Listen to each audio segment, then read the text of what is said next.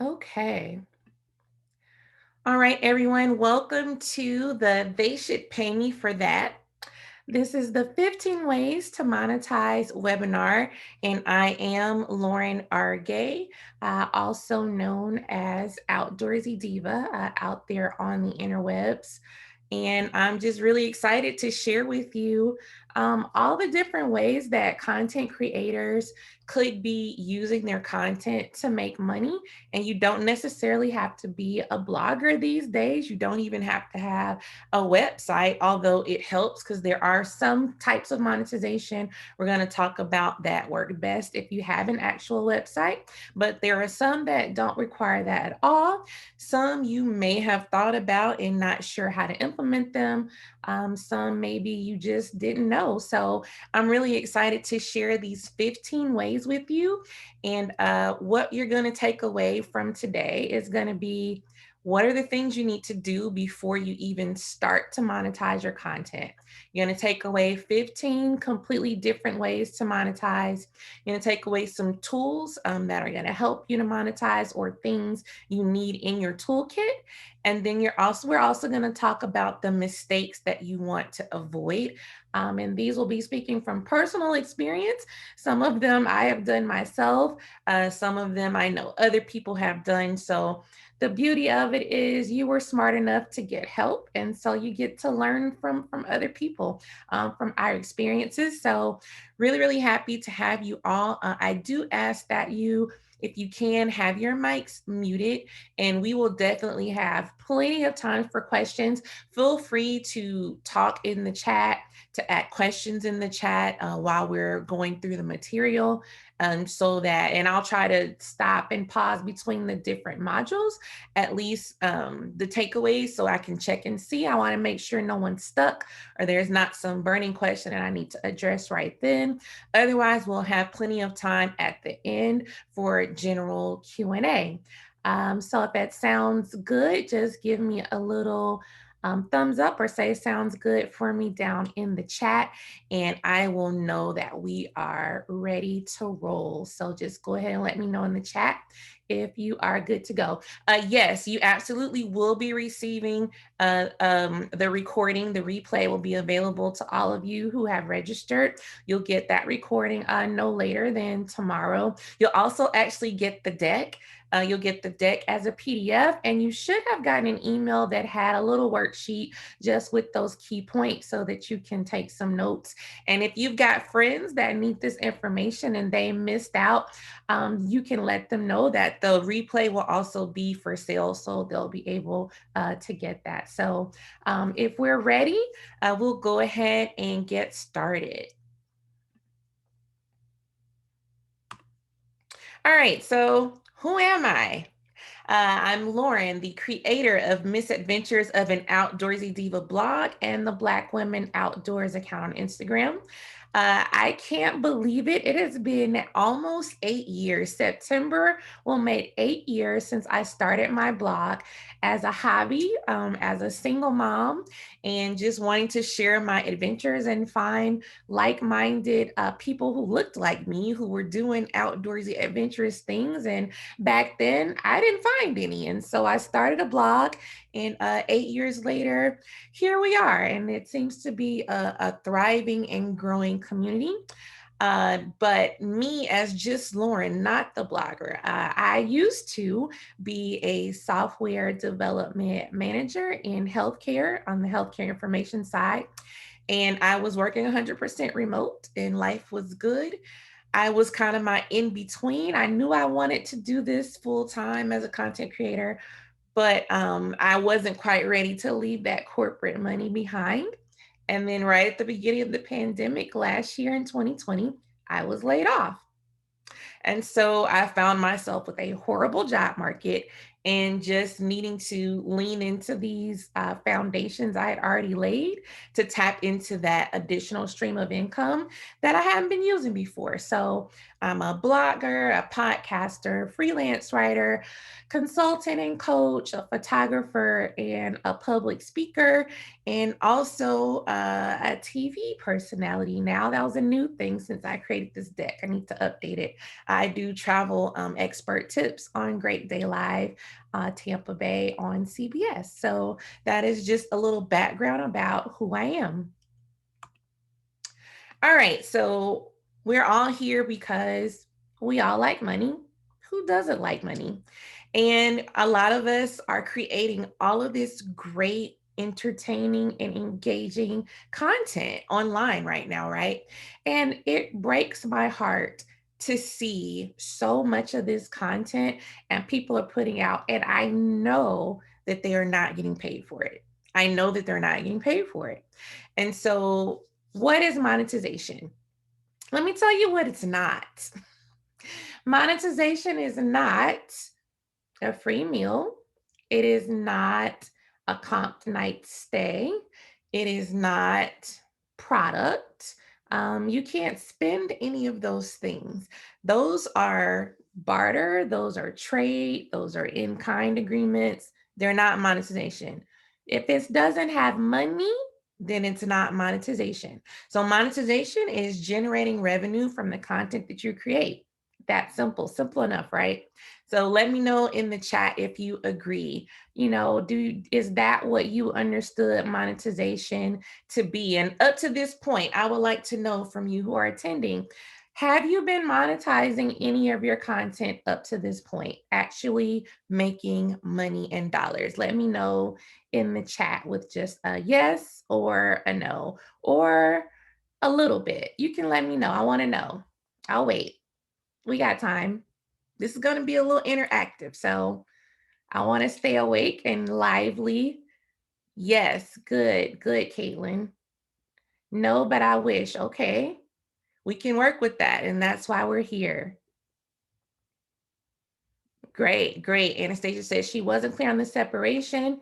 You're not getting money yet, but now you're going to know some of the ways that you could be.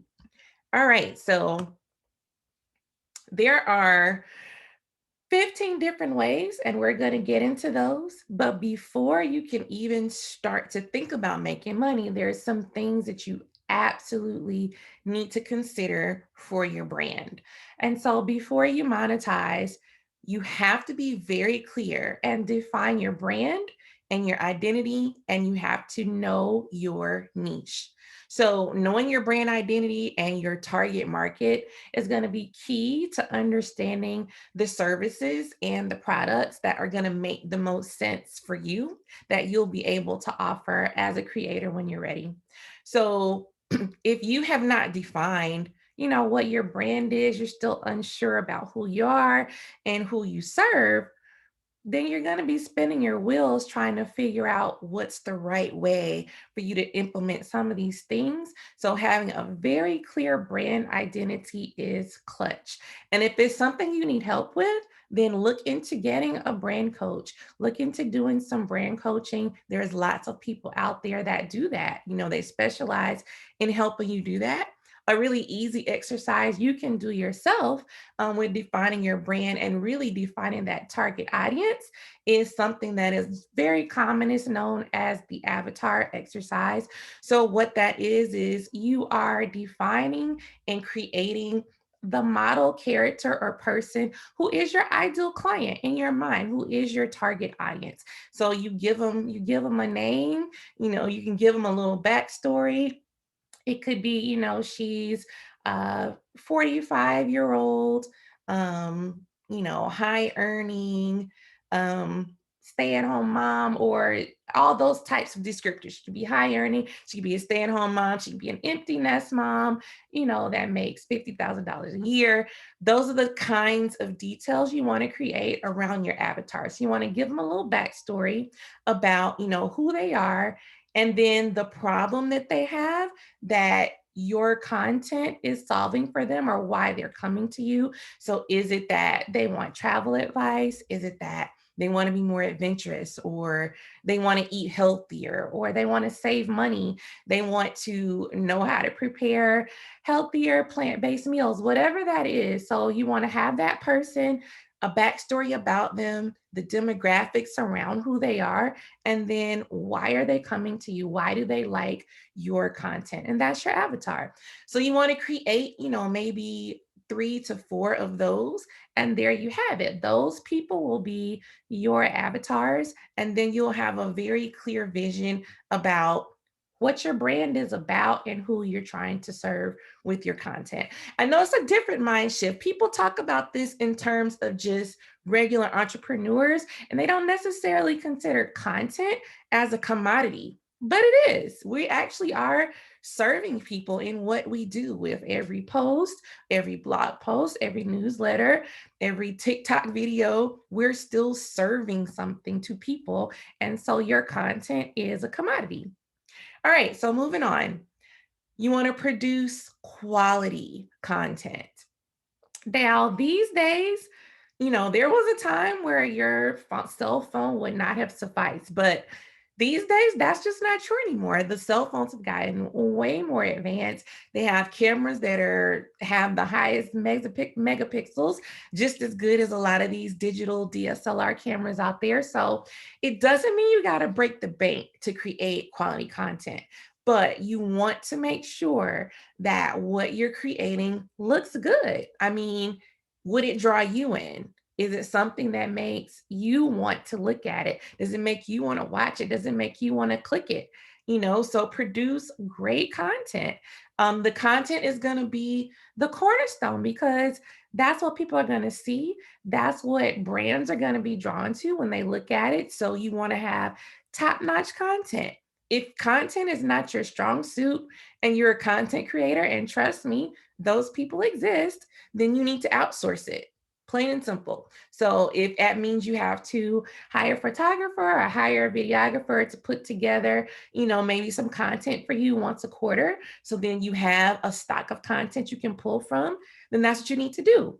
If it means you need to purchase some type of membership so you have access to stock photos and stock videos to create your content, that's what you should do. But you want to strive for the best quality in what you're putting out. And whatever that platform is for you, whatever your sweet spot is, then that's where you want to make sure your content is on point. So if TikTok is your jam, that's fine. If it's Instagram, whatever it is, you just want to make sure that you're producing top-notch content.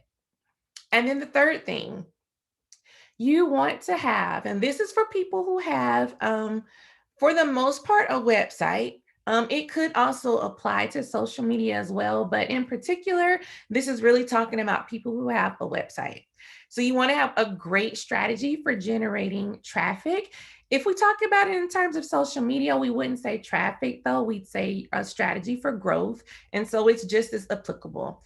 Having a significant amount of traffic is going to require forethought and intention. There are some methods of monetization that are only going to be successful if you have traffic. If you have eyes on that content, then that's what you're going to need for some of this to get your traffic. And so having that goal, right? This is part of having a strategy. So if it's, you want to implement some type of monetization strategy, and it's going to require you to have at least 10,000 unique monthly visitors a month. Okay, then now you've got a goal, right? Your goal is to get beyond the 10,000 unique monthly visitors a month. And so now you can go back and you can look at how you're creating your content. Is it SEO friendly? Are you implementing all of those things so that you can hit that goal and get to that threshold? If you're just kind of blindly posting things, you haven't really researched what the goals are, and you don't really know what you need. So you want to have an actual, like, attainable goal that you're working toward. And if that means, you're not good at SEO, then outsource that and hire somebody to get the traffic that you need to get organically. If you are somebody who's technical enough to understand it, maybe you can do like I did and you can buy a course. You can purchase a course that'll break it down for you so you can start to implement those things and really generate the traffic that you're going to need to actually make money. Here's a fun fact for you.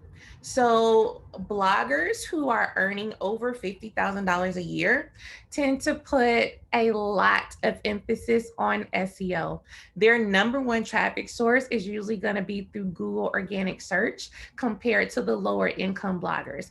They are 4.3 times as likely to conduct keyword search when they create their content. So, if you're not familiar, keyword search means you're not just writing blindly, you're not just creating, random blogs about, your favorite color socks because no one cares. Those things can be fun, they can be therapeutic, and that's okay. But you also have to have content that is dedicated to meeting your strategy. And the same thing goes if we're talking about growth on Instagram. It's okay to post, your random things here and there, but are you posting things that get the most engagement for your page? Because that's your goal, right? You want to get the number that you need that is going to allow you to apply for some of these deals and sponsorships and things like that. The higher income bloggers rate that the importance of social media is actually 19% lower than lower income bloggers do. So people who are actually like making a living from doing this are saying that social media is really on the grand scale of things this important to them, and that they're actually making the most money by focusing on their website and generating income through their web traffic, which I thought was really interesting. Because what you'll find, and what I find a lot of times, a lot of these brands and campaigns are solely social media focused. They're focused on, they want Instagram posts and Instagram stories, they want reels, they want TikTok videos. But those things, even though that may be their focus, they are still not the way that you are going to make the most money and make the most money consistently and make the most money the fastest way.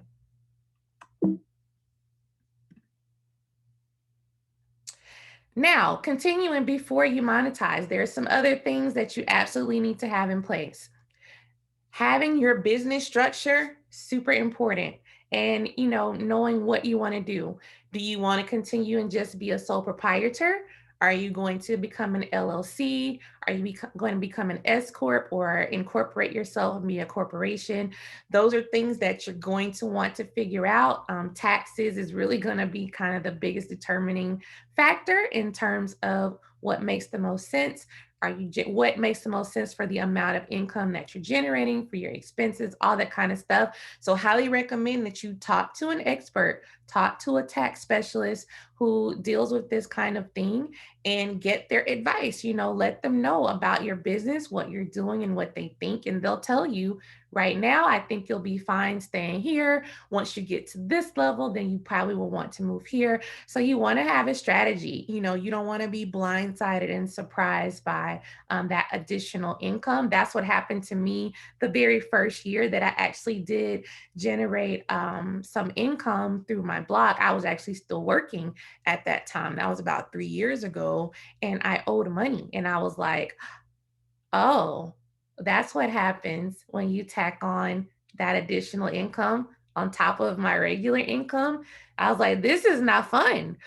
So you want to understand, what things you can write off and all that kind of thing. You want to have, again, a strategy and a plan about your business structure.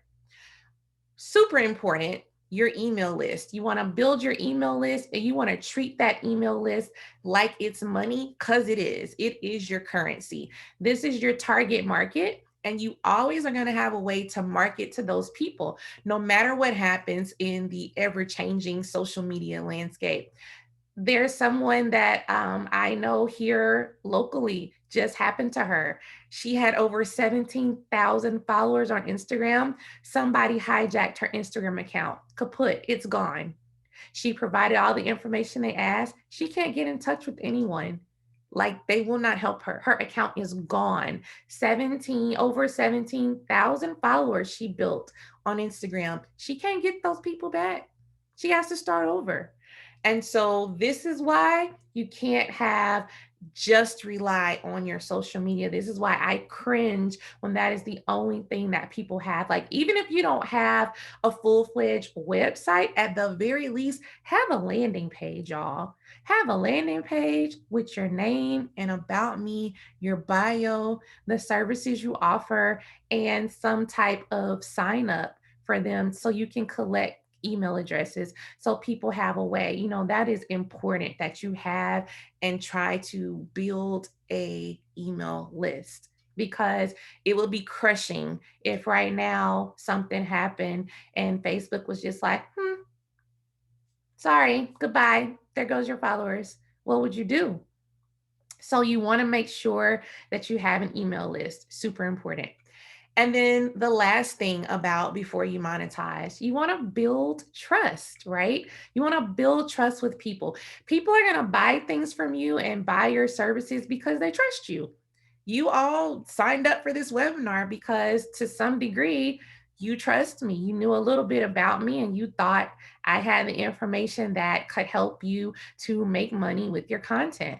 So trust is earned. And once you have earned that trust from your audience or from your partners, you want to maintain that trust. So you want to be careful about integrity, sticking to doing what you say, delivering what you say in your content. Are you staying true to who you are? Or are you flip floppy? Are you wishy washy? One of the things about me, I'm very outspoken and I'm an advocate when it comes to social justice issues. I use my brand and my business to talk about those things.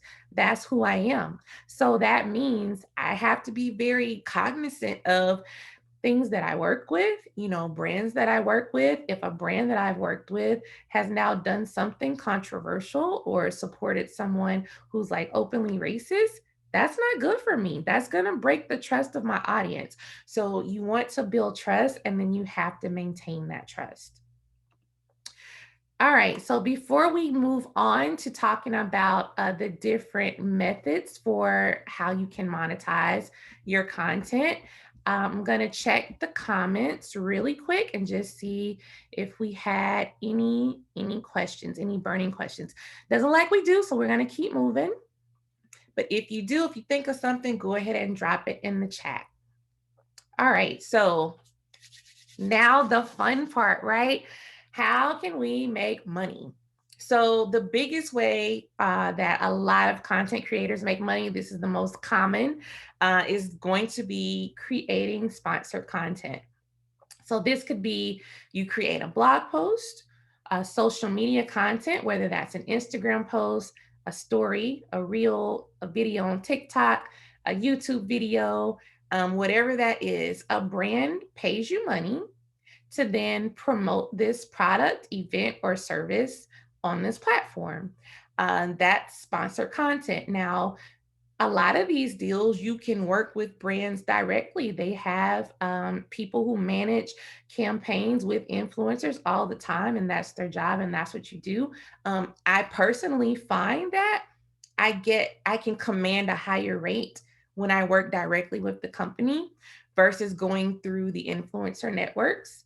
But it just depends. Sometimes, they are honest and put the budget is the budget for the influencer networks. But a lot of times when they do that, they're looking for more than one person. They're looking for several people, and so they try to spread that budget out and kind of spread it around. If you work with them directly, I just feel like you can kind of ask for a bigger piece of the pie. That's just been my personal experience on working with brands. And so some of the brands, like I just did a partnership with Keen Footwear today. I've worked with Subaru, Toyota, McDonald's, Prana. I've worked with tourism. If you are a travel blogger like me, you can actually get paid by some of the destinations like Visit Florida. Martin County, just a couple of examples where it's not just the pay, not just covering your stay, but actually paying you for the content you create. Visit Asheville, visit Hampton. Those are just a few. So that just kind of gives you an example. Don't limit yourself. You can and think outside the box, right, for your brand and the type of people that you could do sponsor content for. I am a travel adventure blogger, but I can do retail. I can do things that are related, travel related.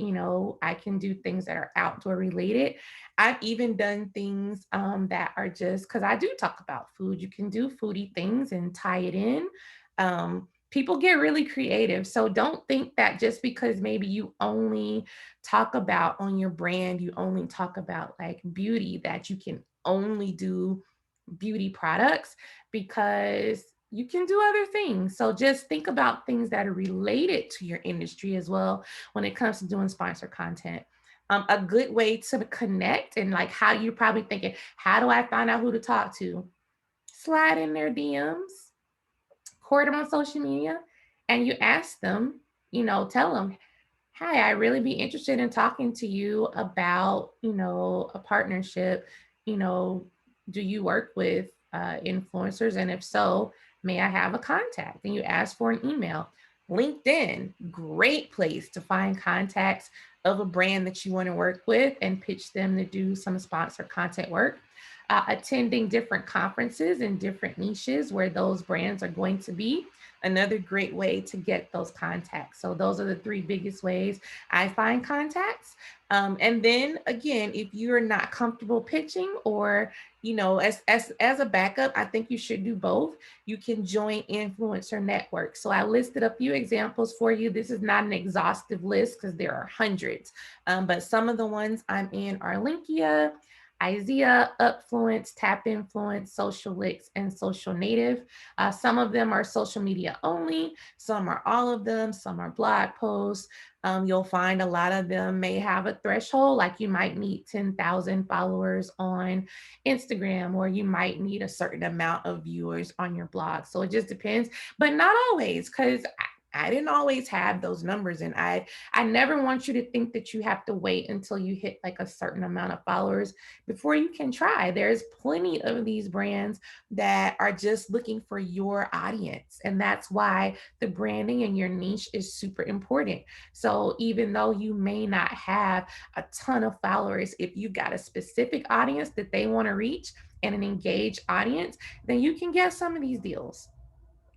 The next very common one, ad revenue. So, ad revenue, you join an ad network and then it generates income for you all day and all night. This is one that I'm so happy I finally was able to get enough traffic on my blog, on my website, to where I qualified to join one of the ad revenue networks. And even just in that first month, to wake up and be like, that's enough money to pay my car note.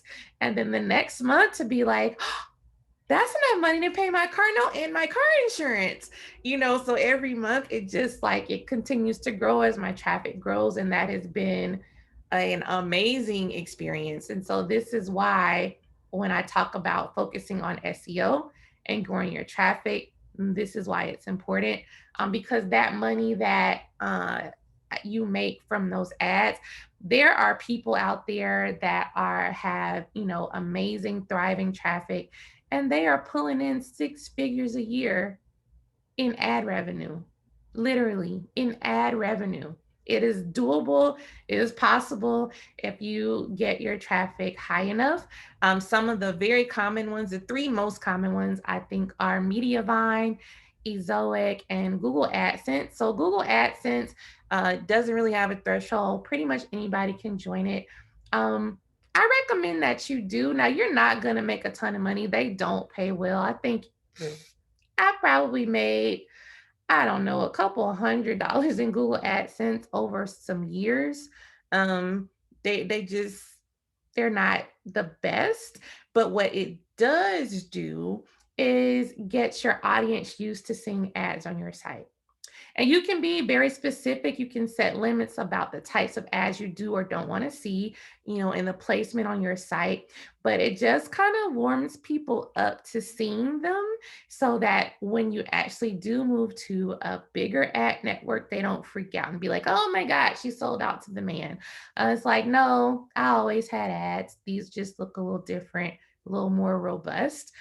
And so I was glad I already had Google AdSense before joining Ezoic. So Ezoic, the threshold right now, I believe the last I checked was you needed at least 10,000 unique monthly visitors to apply to Ezoic. Mediavine broke my heart because I was right there at the threshold and then they upped the threshold. And so now Mediavine is like 50,000 unique monthly visitors a month to get approved for Mediavine. Mediavine is known to pay the highest rates. So they are definitely the gold standard and they're known to have good customer service. Personally, I've actually had a very good experience with Ezoic. They're based in the UK. I have a dedicated like tech person who does all the stuff on my side and helps me get everything in place and answers all my questions. And they also have a really good affiliate program. So far, so good. I don't have any complaints being in Ezoic, but the goal is definitely Mediavine. And then the next one, affiliate marketing. So, if you don't know what affiliate marketing is, this is when you earn commission from a marketing program by embedding links on your blog or sharing those links on your social media. Remember, I said there are some of these that do not require you to have a blog, and this is one of them. So, you can sign up for Amazon Associates for AWIN, CJ Affiliate, ShareASale, ClickBank, JB Zoo. These are tons of them. The ones I use the most is CJ Affiliate and Amazon Associates. So for Amazon Associates, everybody who posts anything on social media, even if it's your personal Facebook, I feel like you should sign up and get approved for an Amazon Associates account. Because just like when you're like, oh, hey girl, I just got this new juicer. And then you post it and you share it. And then like three of your friends go buy it. And then you didn't even get paid for that. That's a mess. You could though, because if you were an affiliate, it's so simple. Like once you're set up, when I log into my Amazon on the computer, I have like a little bar up there and it asks me like text, image, image and text. And so whatever the product is, I just search for it real quick. It comes up and then it gives me this a link. It generates a link for me. And then I can just pop that right in a post. So when I tell y'all about something, I'll be like, oh, get this, go get this. So I'm really excited about being able to do that. And yes, I have definitely made money through Amazon. And the more money you make, then the higher your percentage gets. CJ Affiliate is really cool because there's thousands of brands in CJ Affiliate that instead of running their own affiliate programs, they run it through them. And so you have to get approved. And then once you get approved and you get set up, then you basically just you search for the brands you want to work with. So one of the top ones I make money from, for me, I'm a travel blogger. So I use TripAdvisor. TripAdvisor, I get code, it gives me the snippet. You do not have to be like super tech savvy. You get this little same concept. You get a code, and then you can hyperlink that to things in a blog post, or you can simply post about it and share about it. You just have to make sure you follow proper disclosure when it comes to the Federal Trade Commission. So that's one way that you can definitely make money. Is becoming an affiliate marketer. Also, some places have their own affiliate marketing programs, like Groupon has their own standalone program. Um, Molly Suds has theirs. They're a local small business. So just look into it. Ask if there's a business that you interface with all the time, that you talk about all the time, go on their website and look and see if they have an affiliate program. Search for it, Google that company and affiliate, and see if they have an affiliate program that you can sign up for, and then get you a code, and then you can start to make money that way. All right. So, number four, freelance writing. So, you can write for publications like online magazines, news outlets. You can actually ghostwrite for other blogs, and people will pay you to do so. You can find these jobs even on like Indeed has freelancer jobs, Upwork has freelancer jobs.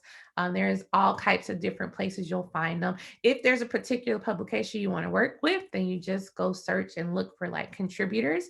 And then you just want to ask, like, do you pay? It just requires you to have basic writing skills. Can you write decent? And then you can become a freelance writer, as much as you want. I freelance for Tampa Bay Parenting, for a Tampa Bay Date Night. I've freelanced for I've written for Huffington Post. I don't count them though because at the time they didn't pay. But I have also freelanced for Travel and Leisure, and they also pay. So there's all types of ways that you can use your content creation skills as a freelancer. You can even freelance to do copy for like social media, like for some brands. They're especially like small businesses. There are some of them that they're not very good at writing their own copy, but they don't want to fully hire a social media manager. They just want help in writing their post, and you can do that and charge them. Another easy way, sell your photography. If you're a content creator and you take halfway decent pictures, you can sell your photography. You can do them through direct sales. You can also go on the stock photo sites, like Shutterstock and Getty and Alamy and Dreamstime. Those are the stock sites. Those tend to pay smaller rates for your photos, but what you have to upload them, they have to approve the quality of them, make sure you don't need any type of like a release or something if it's a certain type of building, or if there's like an identifiable person, you might have to have a model release or something like that. I mainly shoot landscapes and general things, so I've never run into that problem, but you could, and you can make money that way. For a direct sale, you can see my pictures right behind me. I sell these on artpal.com is how I sell that art. I have a landing page. Then you have Fine Art America, there's Smug Mug, Pickfair. Another one is Pixelies. There's tons of them out there that'll let you upload your photography. The really cool thing about Alamy and Dreams Time is that you can actually upload like the photos like right from your phone. They are very receptive to taking cell phone photos and footage. People just want random stuff. So you got the footage in your phone or on a memory cards. Like I literally, y'all, I had thousands of pictures. And so I opened my photography store last summer during the panini, as I like to call it. And I've made a little over $1,000 just and it's something I do very passively. I don't push them very hard. I don't really do a lot of advertising about them. I probably should do better, to be honest. I just wanted it set up, and I have a thing that automatically shares them on my social media pages, different photos, and every now and then, I'll mention it.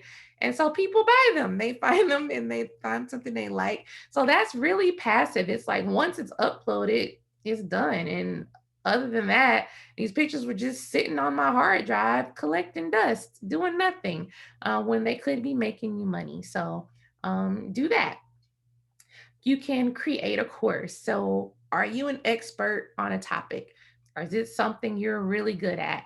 You can create a course or a webinar like this one, and you can teach other people about that topic and you can charge them for it. Now, you can do it and host it yourself, or you can join something like Teachable where they're going to host your course for you. But you just have to remember anytime you inject a third party, and of course, they're going to take a percentage, a chunk of your money, versus if you host it and you do it yourself, then you get to keep all the money. So, creating a course is a great way for you to generate income. If you have something, that you're passionate about, if people are always asking you how to do something or complimenting you on the way you do a certain thing, then maybe think about creating a course, and don't overthink it, y'all. You really don't have to overthink it.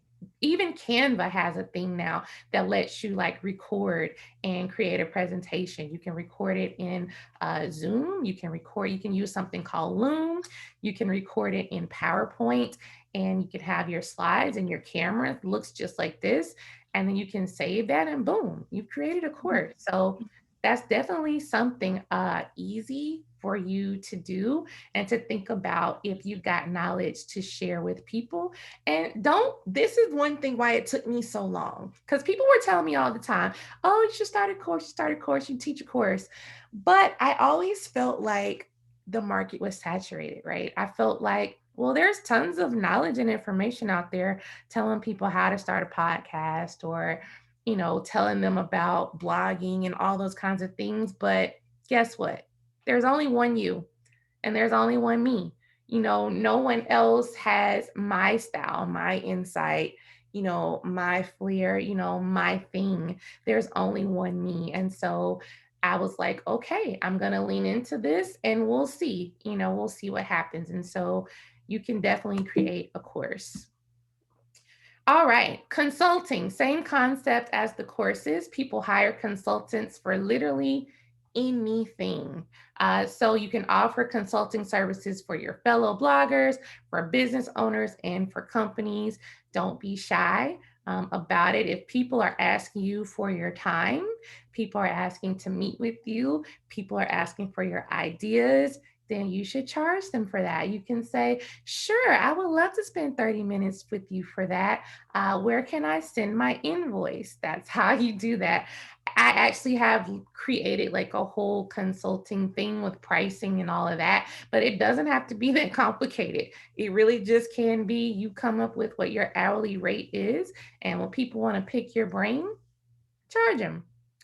Next, speaking, public speaking. Public speaking, if you are a good speaker and orator, you like talking to people, you like talking about things, then get paid to speak about topics that you're passionate and knowledgeable about. Specialty organizations within your niche are a great place to start. Universities and applying to speak at conferences, even virtual. Some of those pay as well, or being on panels. Those are all great ways for you to become a speaker. And once you get going and get really good at it, something that you're really good at, you might even want to consider joining a speaker agency, and then they can go and get some of those more competitive rates for you. That's something I leaned into a lot last year, and I was shocked at the amount of money you're able to charge as a speaker. So definitely one to pay attention to if speaking is something that you're good at. Books and ebooks. Combine all that knowledge and expertise you have and write a book. Ebooks are definitely the easiest and the fastest way to sell your book because they don't really require publication. There are people who create ebooks and all they are is a PDF. They have a PDF, they host it on the site, and then you buy it and you download it. And they edit it themselves and format their information. You can take a whole, if you let's just say you had like 10 blog posts, all about a similar topic, you can combine those blog posts and expand upon them with some more detail. And boom, you actually have an ebook that you can charge people for. So creating a book is definitely a solid way to look into generating income. Just another fun fact. So, bloggers who earn over $50,000 a year, almost half of them market and sell a product or a service. So, that's a great one to keep in mind. You want to do what the people who are already where the money resides are doing. That's what you want to do too. All right, we're in the home stretch. So create a product. This is a one that now has become such an easy thing to do. You can do t-shirts, you could customize merch like, tumblers and cups and mugs that have your logo and your catchphrases on it. You can turn your photos into products, and you can use sites like Zazzle or Redbubble to do that. Just this past year, I did Christmas cards from the pictures that I took at Disney, of Disney's Christmas decorations.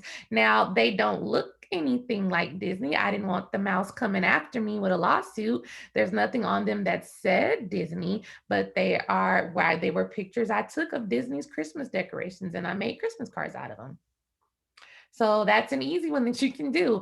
You can create downloadables like info guides and checklists. Those are really easy ones you can make in something easy like Canva, and then you can make them available for people to download from you. Stickers are a really popular one. Passport covers, journals, seeing a lot of people creating those. Those are pretty simple to get created. And then another popular one I'm starting to see a lot is creating, the gifts on Instagram stories that people have. There's a market now for that. People are creating custom ones for you. So that's something you can look into if you have that talent. That's another way for you to make some money. You can become a brand ambassador. So there are companies that offer commission based on. So I'm a brand ambassador for Shein and for Halt Swimwear. So as a brand ambassador, I get paid commission if people use my code to buy certain things, and I take pictures and I wear the clothes and the swimsuits that they send me. So that's an easy one. Some companies actually will pay like a flat rate. You can give them a rate to wear their clothes and market them online. That's a pretty common one. And a lot of them, you can find their brand ambassador programs right there on their websites. Or if you're on social media, then slide in those DMs and ask, hey, I'm really interested in becoming a brand ambassador. May I have a contact? And then go from there and you pitch them. Memberships. This is a big one that I've seen a lot of people pivot to. So, if you already have created like a thriving community, you've curated this community, you've nurtured this community as something people love being a part of what you've built, then you can look into moving into a membership model where you're adding some things of value and then people are paying to be part of your community. That is another way that I've seen lots of content creators pivot to create these membership communities. But you just want to be sure that you're adding value to people. And it doesn't mean you have to completely do away with your free community. I've seen some people keep the free community, they just kind of pare down what they offer inside the free community. And then they offer like the really good nitty gritty stuff in the paid community. And then some people just get rid of the free community altogether. Totally up to you. But having a membership is a great way to think about making some money. And now we're down to our last three. Trip planning. So this may not apply to you if you don't have anything to do with travel, but if you do, even remotely, like even as a food blogger, you could do a foodie trip. Even as somebody who talks about wellness, you could plan a yoga retreat, right? So trip planning, you could partner with a travel agent to help you do it if that's not your strong suit. But if you're a travel content creator, like this is what you do. You can offer group trips or day trips. You can do trip consulting. You could even look into becoming a travel agent if you just really love it. And that is another way to make money. Now, this one is a little controversial. Online fans. I didn't say OnlyFans, but it's kind of like OnlyFans, except you're not Nike, right? So you have the Patreon and then you have Kofi. So both of these are online sites that allow you to create a profile and then you basically build a community. And in that community, you're offering like certain things for their membership. Some people have one membership. I have a Patreon. I have three membership tiers. And then you just share that link to accept the contributions from those people or to have them join. So with Patreon, they're joining a community and then there's a monthly subscription and then you get paid for that every month. You can share that. With Kofi, what's cool is it has the option to have a community if that's what you want. If you want a membership, but you don't have to. Kofi, they call it Buy Me a Coffee, is their thing. And so each cup of coffee that somebody buys you has a monetary value. And so you set that in place, and then you have a link for your buy me a coffee. And then if you post something or you share something that you taught people something or whatever, you just feel like it, you can say, if you were inspired by this post, here's a link to buy me a coffee. And so when people go on, they can buy you one coffee, two coffee, five coffees, and then whatever the value is set for the cup of coffee, that's how much you get paid. That money actually goes directly into my PayPal. So somebody buys me a coffee, I see it in my PayPal. Um, you would be amazed at how benevolent and generous people in your online community can be. And so yeah, it's pretty cool. I did it because somebody told me, they were like, "Hey, you should think about setting that up." And I was like, I don't wanna seem like I'm begging for money. And you're not begging. It's very passive. It's a passive, no pressure way. And I actually have the links for both in a link tree. So people, anytime someone comes to like my Instagram, and they want to know more about me, they just go and find it.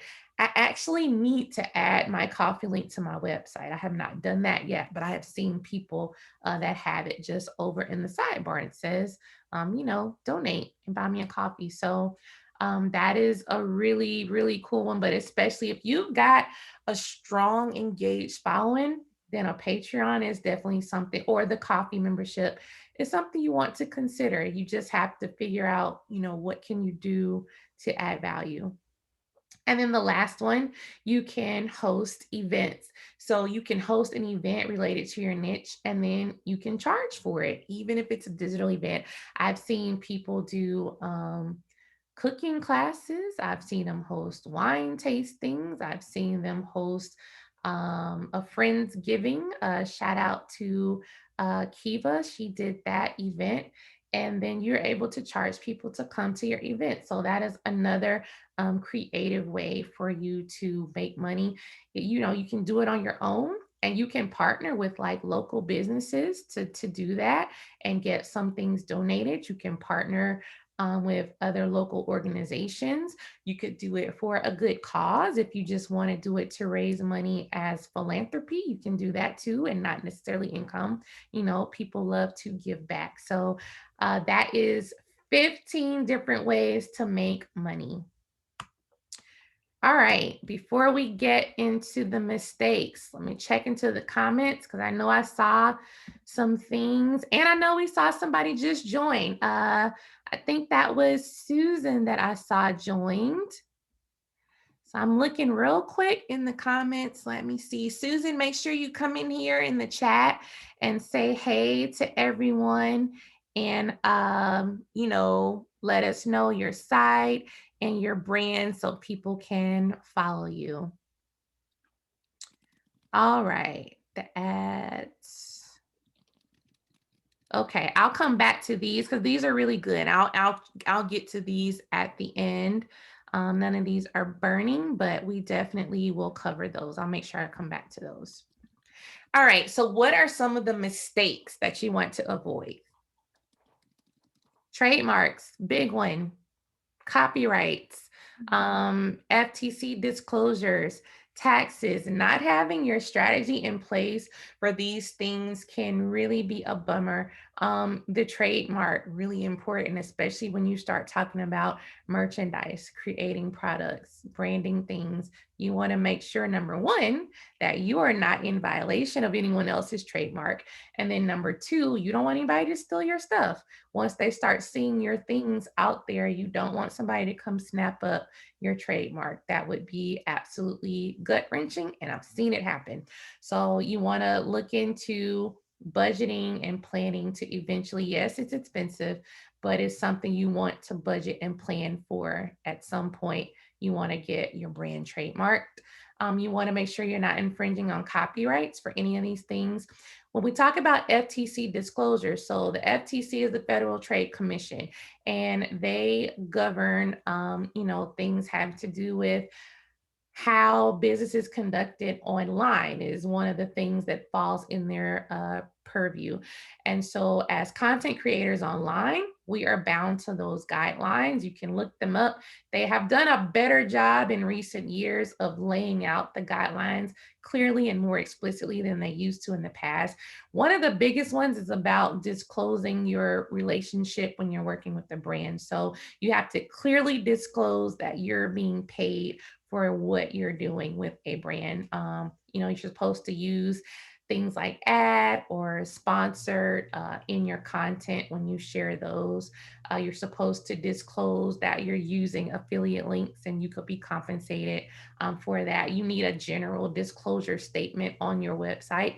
If you have things where you make money from your website, when you have ads, there's certain verbiage that you need to have in your disclosures on your website. So when you talk about disclosures, that's what I mean by that. Poor value. Like we talked about earlier, is super important, which is why I'm saying it again.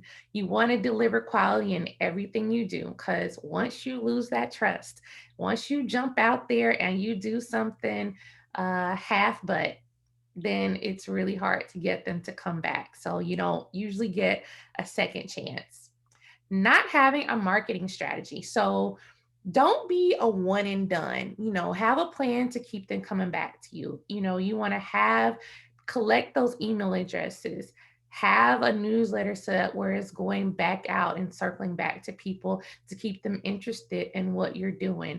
You want to look into and research having a marketing strategy, because you don't want to just do something one time and then you're losing out on potential customers that may want to keep coming back to you. Here's a big one. You got to tell people. I'm guilty of it too, not telling anyone. You have to let people know the services you have to offer. I am notorious for promoting something on Instagram and YouTube and everywhere else in my newsletter. And I haven't said anything on my personal Facebook about it. But you should. You absolutely should. And your friends and your family may very well, even if they're not the target audience, they may know people who are. And so just by them sharing whatever it is that you're doing could bring customers and clients to you. So tell people what you're doing. And then the last thing, cheapening your brand.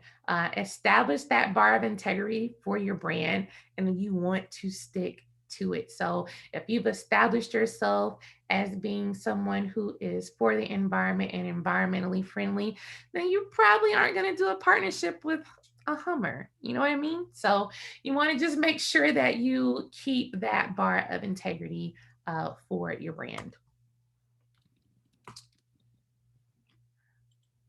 Okay. Whoopsie. And so this is how you can get in contact with me. I'm going to leave that up. I do have a couple other courses on Pinterest. I do one-on-one coaching, deep dives for people who are looking to really get serious about blogging and growing their audience and implementing some of these monetization strategies and growing their traffic and things like that. Pinterest strategies, all those kinds of things. The blog website is outdoorsdiva.com. But the consulting stuff is on laurenarcade.com. You can get in touch with me through this email address and this Instagram handle. So now we're going to get into these great questions. All right. So how does the ad revenue work separate from creating content? So ad revenue is one of those things that is inherent to how you have to have a blog for that. You have to have not a blog. I take that back. You have to have a website. It doesn't have to be a blog. You can get ads on any website that you have that has content on it. Let's just say, you're a business owner. You could still have ads if they're relevant to your website, if you're sharing, different information. But it won't work for social media in terms of that type of ad revenue. Now, that's when you talk about sponsored content, then that's sponsored content and it's not the same as the ad revenue. The ad revenue is referring to working with those ad networks where, like, if you go to a site, and you see the little pop-ups or the little videos come up that are kind of randomly generated and based on the users cookies and things that they've explored, is going to show them things that they are more likely to click on. So that is the difference when we talk about the ad revenue. Anastasia, let me know in the chat if that did not answer your question.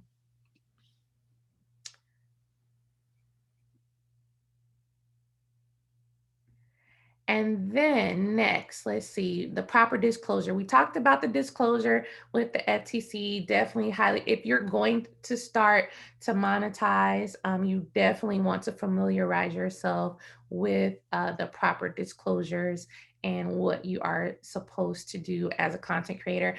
These days, the brands don't want to get dinged or fined for it. So a lot of them, when you work with them, are very explicit and they'll tell you, like, you need to put this statement in your post or whatever it is, because they want to make sure that they're not getting into trouble.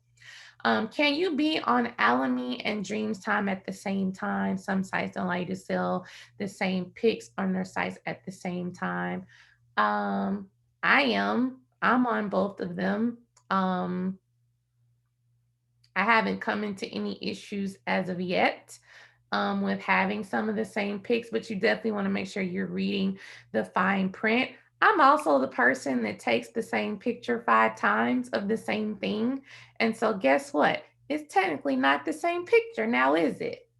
The metadata says it's not. So that is a workaround around that one because it is just a little bit different than the other pick on there. But I am Caitlin. I'm on all of them, so I haven't come into any issues with that. Hi Susan, good to have you here. Any tips on where to start with creating a t-shirt or merch graphic? I have a vision and no idea how or who can help me create the graphic. Yeah, Fiverr is an amazing tool that you can use to get somebody to do your graphic for you. That's one where it's fiverr.com. And so people who are creative in that way will put their services and you can you explain it to them and then you'll work with them. They can create that graphic for you. You do have to be careful. Some of them are like foreign in other countries, and you just want to make sure you don't get somebody that's going to get something that's copyrighted, or it's just like, something that they pulled off of just Microsoft Word or something like that. So you want to look at people who have a high rating and the other work and stuff that they've done to do those graphics for you. Also, you can actually create merch and graphics and stuff like that in Canva now and in PicMonkey, where they have things that are, you free to use. In a lot of them, you have to have like their paid pro plans. But I use them so much that it's worth it. And I like being able to get the stock photos and videos. So buying into one of those usually is worth it to me. But you actually can create your graphic using one of those sites like Canva or PicMonkey or something similar, where you don't have to necessarily be an artist. And they do have a feature that will allow you to remove the background. And so then you'll have the PNG type of file that you need to then go and put it there. As far as how you sell it or get it made, of course, you can always go through like the traditional route, right? And have a t-shirt company print them for you, sell them. I personally don't want to be bothered with any of the shipping or the refunds or any of that stuff. So look into the third party sites like Spreadshirt is one that I personally use. You can look at Teespring. You can use, I think Zazzle and Redbubble have them too. There's tons of different ones that do the online t-shirt thing where you can just have a store that you can either link to or even embed on your website. Or if you can just have the link if you don't have a website and it's only social media, you can just share your merchandise that way and they will handle the actual like creation of your product, the shipping, the returns. Of course, as with anything using a third party, obviously you will make less money per sale because they got to get paid too, but it's an easy way to do that. Let's see. Do you get paid per click on ads? So that's a whole complex lesson about the ad revenue. In essence, yes.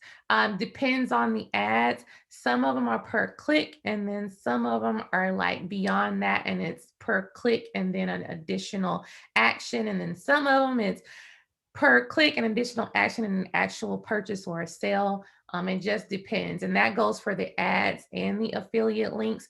That's why I like TripAdvisor because it has a really long shelf life. Because let's just say you click on the link and then you didn't book it, and then you book something like 3 weeks later, I still get paid for that because it lasts for I want to say it's 30 days. Sometimes they run a special where certain links will last for like 45 days, and those are great because you get paid as long as they haven't cleared their cookies out and your code is still there when they go back to the website. So that's how the ad revenue works.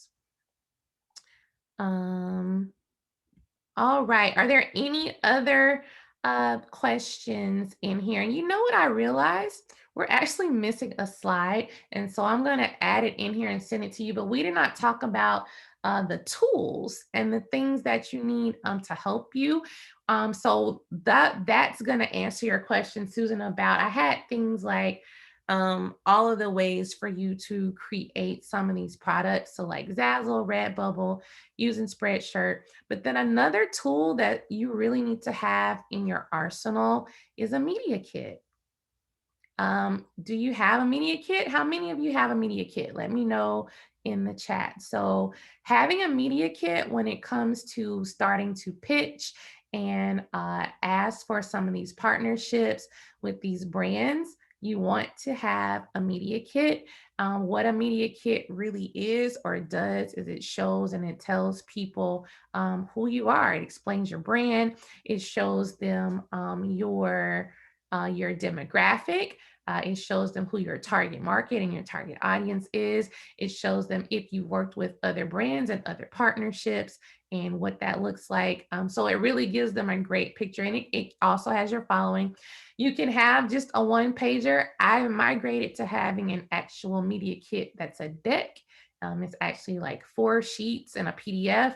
And that's just because I wanted it to look prettier and fancier, and it allowed me to really just tell a better story. I wanted to tell a story about who Outdoorsy Diva is.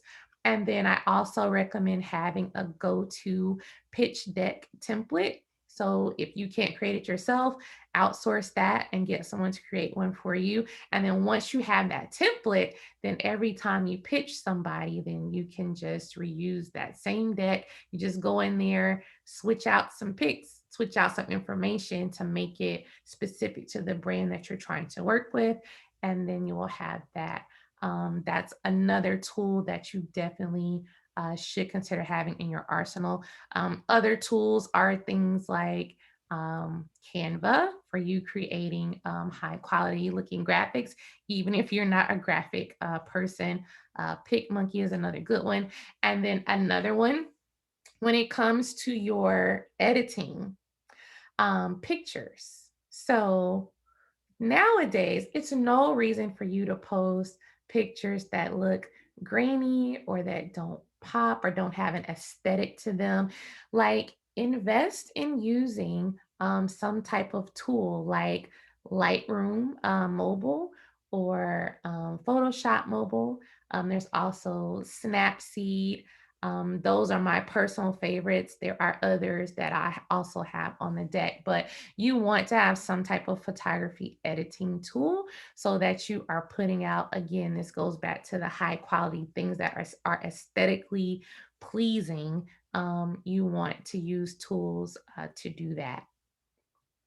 Do you go to Fiverr for support on a pitch deck too? Uh, there may be people. I've never used Fiverr for that. I've only used Fiverr to create like graphics and logos for me. I created my own pitch deck because that's just something I'm able to do. I do create media kits for people. I've never done a pitch deck for anyone else. Um, but I can probably put my feelers out if that's something that you need and get you some recommendations for people who create pitch decks, or if it helps you to just see what mine looks like. I don't mind sharing that with you, Susan. If you think you can create it yourself, once you see what mine looks like, I can do that for you. Good question, Anastasia. Okay, what's the difference between a pitch deck and a media deck? Okay, so a pitch deck, well, a media deck. So the media kit is really, and maybe I will just, would it help you to see it, Anastasia? Do you want to see what they look like? I can share that with you, if y'all don't mind. Okay, we've got time.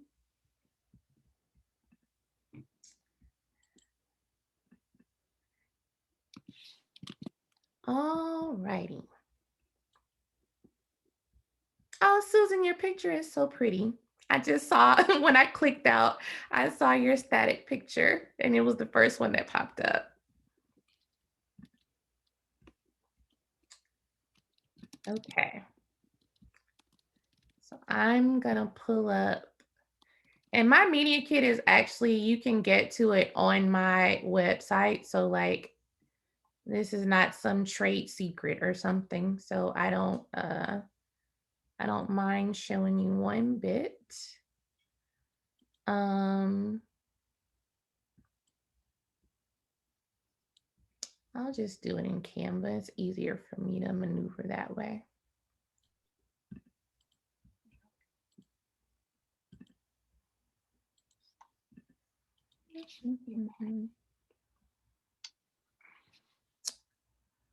Okay, all right.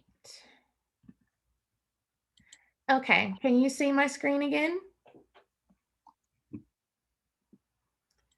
So this is the media deck. So this is telling people who I am, what I do, how to get in touch with me. And then I'll expand this a little bit. I have my about me. So this is just telling my story about like who I am. For me, I'm an outdoorsy diva, so showing them that duality of who I am. And both of these pictures are actually like ads that I use, like they were sponsored campaigns. So this is also me like showing off a little bit, like, hey, this is what I can do. Um, telling them this is a shortened version of my bio. So just telling them who I am.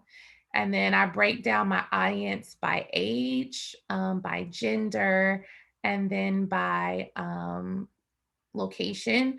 And you can get that information by looking at your Instagram insights in combination with, if you have a website, then you want to use your Google Analytics. That's what it is. Sorry, before I forget, those are the other tools that I'm going to add on that tool sheet that when you get this deck, it'll have that missing slide in it. So you want to make sure you have your Google Analytics in place, and you also want to have your Google Console in place, because those two things give you information about your users and your audience. And when it comes to Instagram, you want to use your Instagram insights. And then there's also another website I'm going to send you called Flanks, and that allows you to see what your Instagram engagement is. And so that's a really important number to be able to show people and tell them, this says that I am really engaged. All right, so back to the media kit. So this is your demographic, my demographics. And then this is kind of a brand story about this is my avatar. in a nutshell is who my audience is.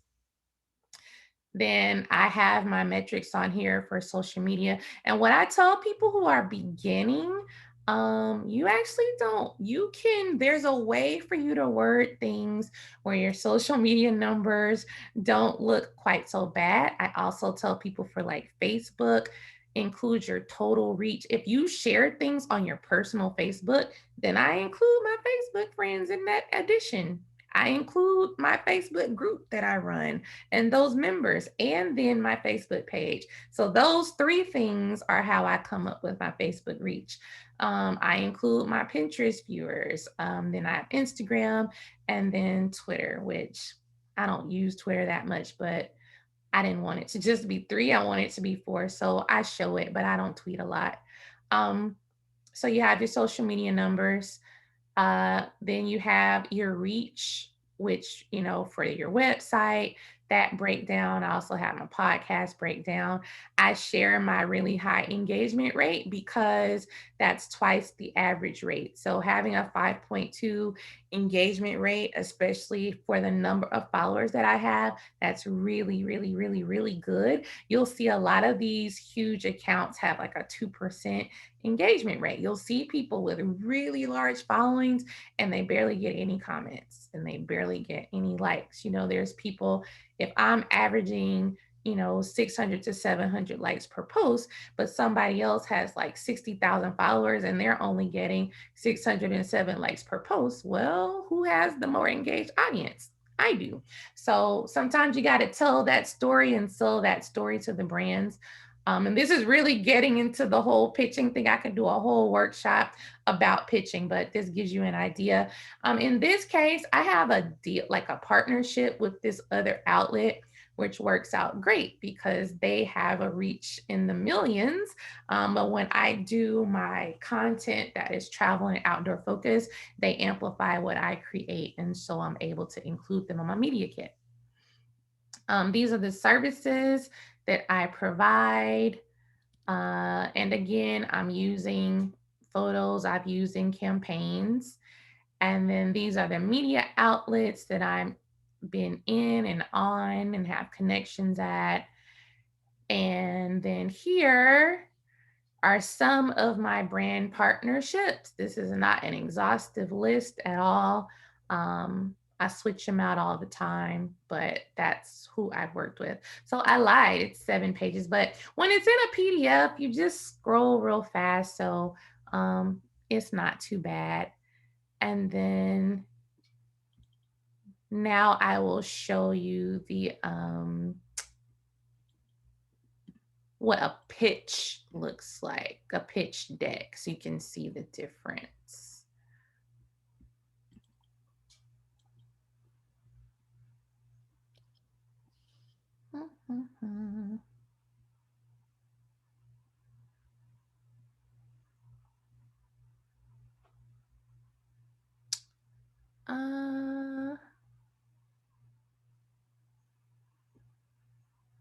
That one's so long. Okay, here's a good one.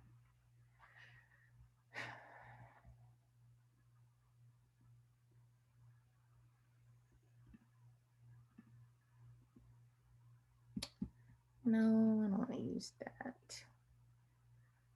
Sorry, trying to find one that has all the parts. All right, this one will work.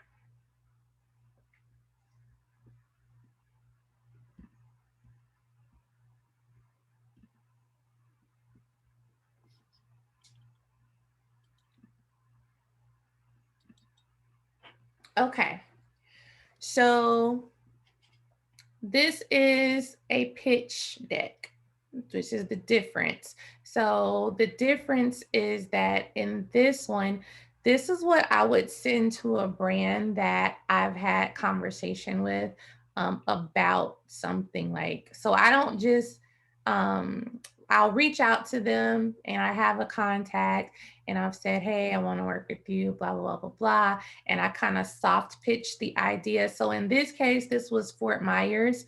I had a writing assignment and I wanted to be them to put together an itinerary and host me. So I did this pitch for them. Um, and it's essentially kind of the same thing as telling them, here's the campaign proposal. And then I'm telling them the deliverables that I'm going to give them. And I'm telling them the social media reach between the two of us. And then I put what I'm asking for. In this case, this is what I'm asking for. Um, this could also look like what your rates are, right? And what you're asking them to pay you. So maybe if you're going to do um, one Instagram post, blah, blah, blah, blah, blah, then maybe you'd have a sheet that has your rate sheet for what those different things cost. So, in a nutshell, that's the difference. So, a pitch is about a specific campaign that you're trying to get them to partner with you on, and you're selling that idea to them, and you're giving them your ask, and then you're giving them what your deliverables are going to be for them, and possibly your rates if you're charging them. Where a media kit is just really a more general, high level picture explaining who you are as a brand. So, uh, does that make sense?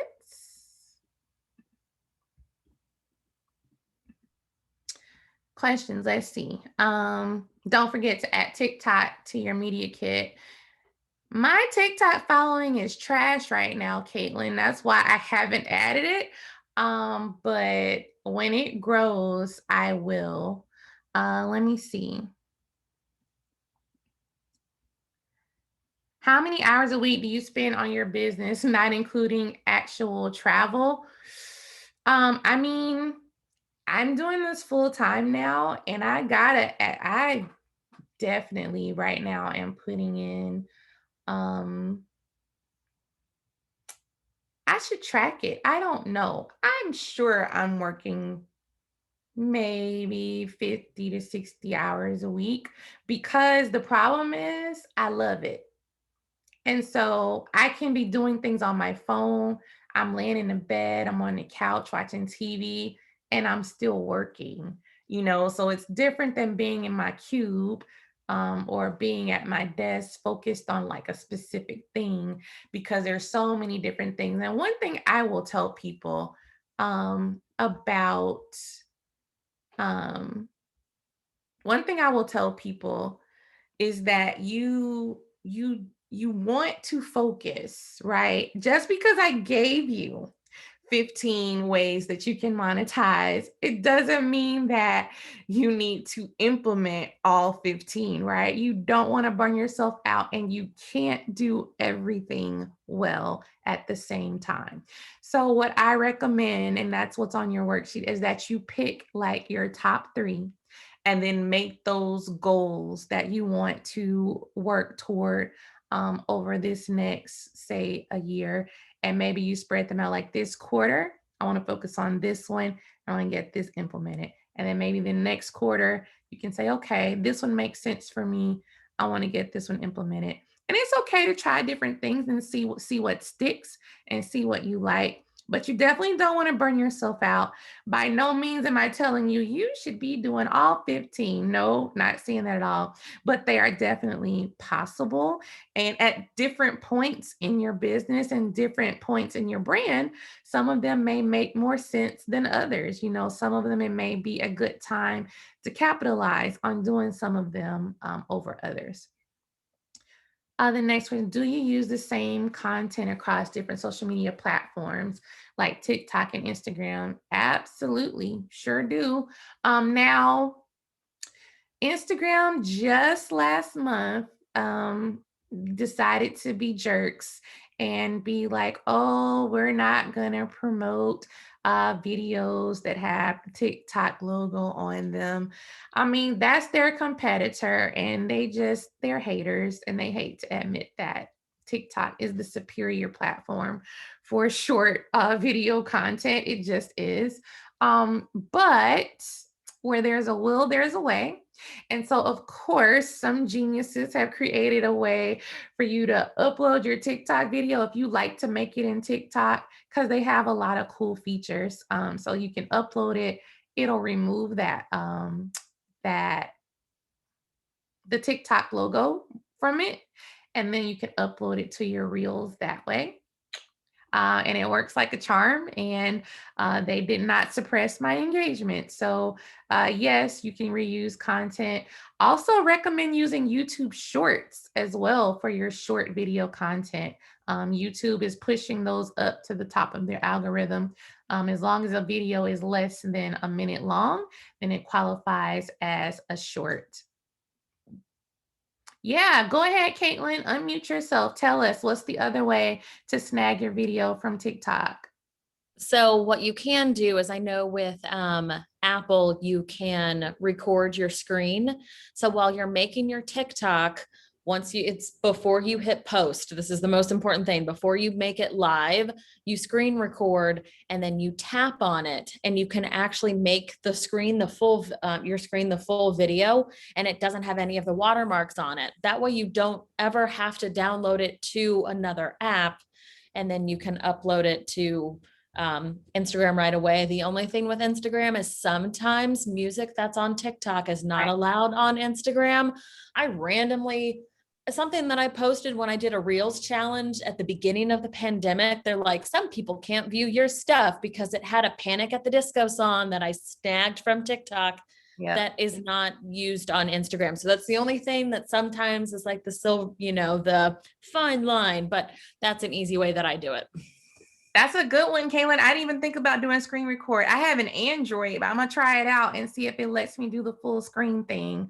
I'm sure there is. The one thing with mine with screen record is I always have to make sure my mic is on, because sometimes I do turn it off. So, but yeah, I'm sure there's a way, and it's a whole lot easier than remembering to have to take an extra step in another app. Yeah, this is true. So yeah, I'll try that one too, and see if I can get that. So the music, the workaround for the music, usually Reels has gotten better about their song selection. And so I've been able to find the exact same song that I needed to use. And so I just used the Reels song instead of the TikTok song and started in the same place. Again, they made this so difficult, and it didn't have to be. It was working beautifully where we could just upload it wherever we wanted. And they're haters. I couldn't agree more. They're haters.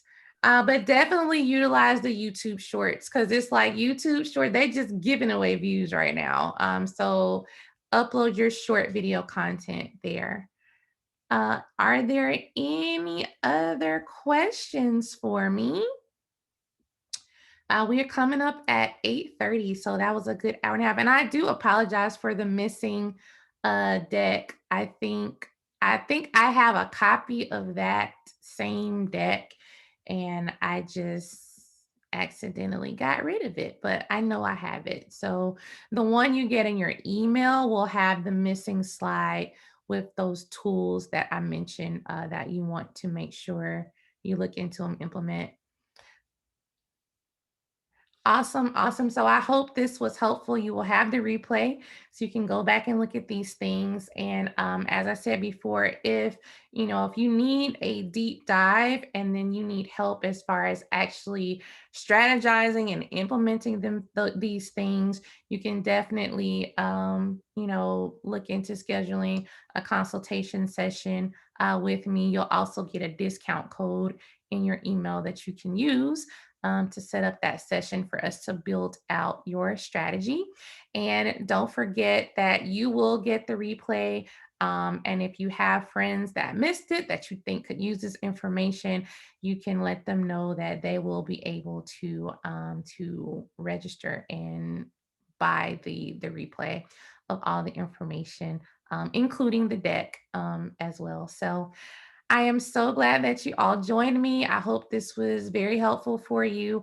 Any more questions? Last chance, last call for questions.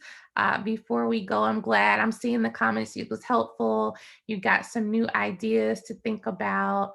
Awesome, awesome. definitely follow each other, support each other. I want to see you all making money. When you got a new venture that you're doing, would love to support you and share it. So, tag me, let me know. All right. Thank you for joining. And y'all go ahead and let's get going. Let's get these plans in place. I can't wait to hear what things you're going to want to implement first. So let me know as you start to build out these plans. Have a good night, everyone.